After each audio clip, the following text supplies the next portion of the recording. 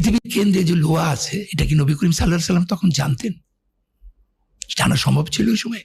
কিন্তু উনি 114 একদম সেন্টারে 57 নাম্বার চ্যাপ্টারটা কি হলো? লোহা, আয়রন। পৃথিবীর সেন্টারেও আয়রন, কোরআনের সেন্টারে। ও আচ্ছা আচ্ছা, এটা কোইন্সিডেন্স, সব কোইন্সিডেন্স। এরপরে আসি, এরপরের স্টেজটায় আসি। আপনার সূরা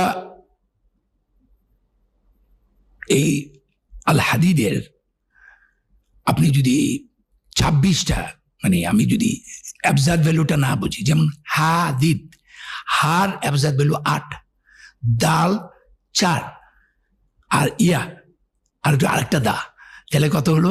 8 4 12, 12 আর 10 22, 22 আর 4 26।